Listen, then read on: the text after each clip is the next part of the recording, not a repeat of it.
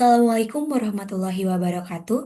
Perkenalkan, saya Salsa Nurul Hikmah dengan NPM 235009091. Di sini saya akan mempresentasikan pengganti UAS mata kuliah Pembangunan Pertanian. Di sini saya memilih komoditas wortel dari daerah Kuningan, Jawa Barat. Langsung saja, terdapat beberapa masalah yang ada di komoditas wortel daerah Kuningan, Jawa Barat. Yang pertama yaitu serangan hama, yang kedua serangan penyakit seperti jamur, bercak daun, dan lain-lain. Yang ketiga, pemupukan yang tidak sesuai. Yang keempat, lahan yang tidak diolah sebelum penanaman. Lalu yang kelima, musim kemarau yang panjang. Yang keenam, curah hujan yang tinggi. Yang ketujuh, fluktuasi produksi. Yang kedelapan, fluktuasi harga jual. Yang kesembilan, biaya produksi yang tinggi. Lalu yang kesepuluh, belum adanya gudang penyimpanan hasil panen. Yang kesebelas, kurangnya kegiatan sortasi dan grading. Yang kedua belas, minimnya kegiatan penyuluhan pertanian. Lalu yang ketiga belas, ketergantungan terhadap tengkulak. Lalu kelompok tani yang kurang aktif. Dan yang terakhir, biaya produksi yang tinggi. Nah, dari permasalahan tersebut bisa kita gambarkan dalam rich picture di komoditas wortel daerah Kuningan, Jawa Barat. Di mana yang pertama yaitu petani. Petani ini memiliki permasalahan di fluktuasi produksi dan biaya produksi yang tinggi seperti biaya benih, pupuk, dan lain-lain. Lalu si budidaya. Nah, sebelum ke budidaya, kita ke cuaca dulu, di mana si cuaca ini dapat mempengaruhi budidaya, yaitu di poin 5 dan 6. Musim kemarau yang panjang dan curah hujan yang tinggi. Nah, dia mengakibatkan budidaya, lalu budidaya disebabkan juga oleh petani di poin 1, 2, 3, 4, dan 7, yaitu serangan hama, penyakit, pemupukan yang tidak sesuai, lahannya itu belum diolah sebelum penanaman, serta fluktuasi produksi. Nah, cuaca juga mengakibatkan terhadap hasil panen di mana terdapat poin 5, 6, dan 7, yaitu musim kemarau yang panjang, curah hujan yang tinggi, dan fluktuasi produksi. Lalu, hasil panen ini juga dapat dipengaruhi nih oleh petani. Terdapat di poin 10, 11, dan 15, yaitu eh, si petani menyebabkan belum adanya gudang penyimpanan hasil panen, lalu kurangnya kegiatan sortasi dan grading, dan biaya produksi yang tinggi. Nah, jadi dia menyebabkan hasil panen yang seperti itu. Lanjut lagi ke petani ini mengakibatkan poin 14 terhadap kelompok tani, yaitu eh, kelompok tani yang kurang aktif. Lalu si kelompok tani juga mengakibatkan poin 14 itu terhadap budidaya, yang menurut saya itu lumayan menghambat terhadap budidaya karena kelompok tani tidak aktif atau kurang aktif. Lalu di sini ada ketergantungan terhadap tengkulak dari petani ke tengkulak.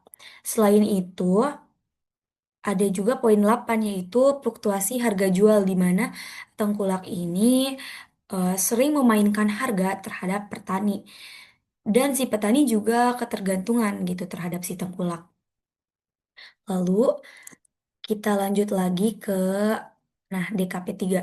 Nih, DKP 3 ini berpengaruh terhadap petani di mana fluktuasi harga jual itu bisa ditentukan oleh di sini DKP 3 itu dapat menyebabkan poin 8 yaitu fluktuasi harga jual terhadap petani.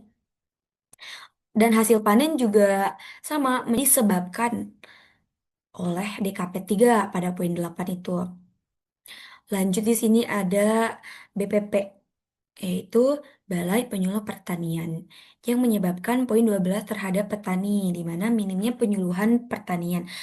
Nah, BPP ini juga disebabkan oleh DKP 3 tadi, Dinas Ketahanan Pangan, Pertanian, dan Perikanan, poin 12, yaitu kelompok minimnya penyuluhan pertanian. Jadi, si BPP ini menyebabkan ke petani dan disebabkan oleh DKP 3. Seperti itu. Lanjut, di sini ada analisis catwalk komoditas wortel, Yang pertama itu kita menganalisis customer. Definisinya itu pihak yang paling banyak menerima manfaat dari transformasi yang digunakan. Maka hasilnya untuk komoditas wortel yaitu petani wortel, tengkulak, dan rumah makan. Lalu yang kedua ada actors, yaitu aktor atau mungkin definisinya pihak-pihak yang dapat melakukan transformasi saat sistem diimplementasikan ke dalam aksi dunia nyata yang sebenarnya. Dalam komunitas wortel itu ada petani, pelaku bisnis, BPP atau Balai Penyuluh Pertanian, dan kelompok tani. Lalu ada yang ketiga, transformation, yaitu perubahan yang terjadi atau konversi dari input ke output.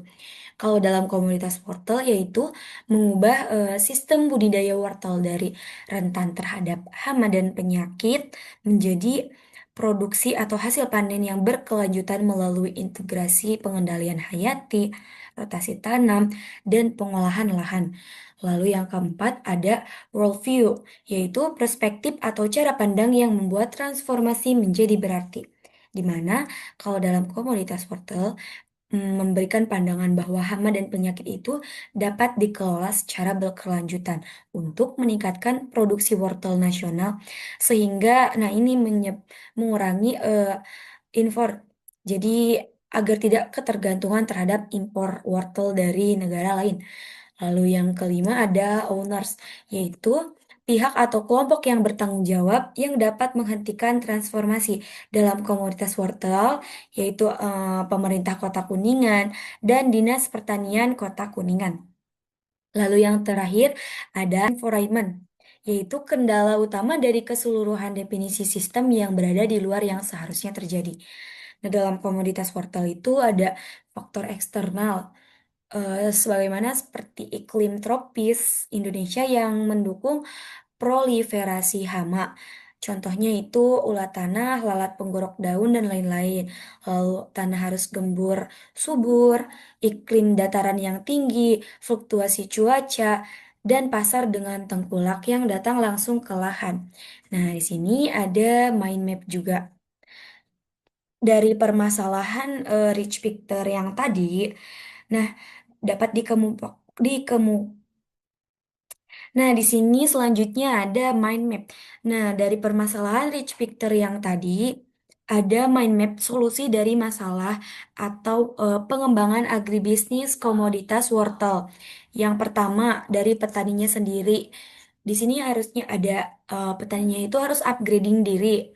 Lalu kepada DKP 3 atau Dinas Ketahanan Pangan, Pertanian dan Perikanan.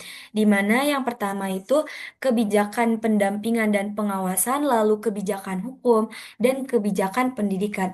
Lanjut ke cuaca. Di sini solusinya itu manajemen irigasi. Lalu ada budaya. Nah, dari budaya itu kita bisa mengambil solusi yang pertama, pengendalian hama dan penyakit, lalu pemupukan sesuai dosis, dan pengolahan lahan pratanam.